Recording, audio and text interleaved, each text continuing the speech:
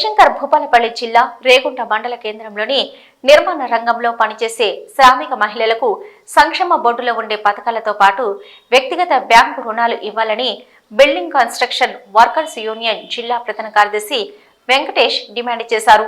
ఈ సందర్భంగా మాట్లాడుతూ జిల్లా వ్యాప్తంగా పనిచేస్తున్న శ్రామిక మహిళలు రిజిస్టర్ అయిన సుమారు 15,000 మందికి పైగా నమోదైనట్లు పేర్కొన్నారు. నా పేరు బండారి లావణ్య, రాష్ట్ర కౌన్సిల్ మెంబర్. శ్రామిక మహిళలకి వచ్చేసి రుణాలు ఇవ్వాలని చెప్పేసి మేము కోరుకుంటున్నాము.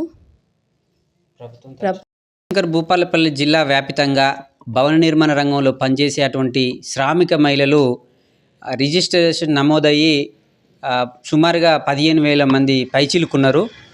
వీళ్ళందరికీ సంక్షేమ బోర్డులో ఉండేటువంటి సంక్షేమ పథకాలతో పాటు వ్యక్తిగతంగా బ్యాంకు రుణాలు అందించాలని చెప్పేసి building construction workers union AITC ప్రభుత్వాన్ని డిమాండ్ చేస్తూ ఉంది.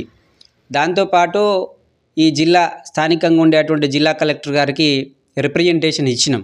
ఎందుకంటే సీజనల్లో పనులు దొరకవచ్చు, దొరకకపోవచ్చు. అన్ సీజన్లో పస్తులు ఉండేటువంటి ప్రయత్నం ఉంది.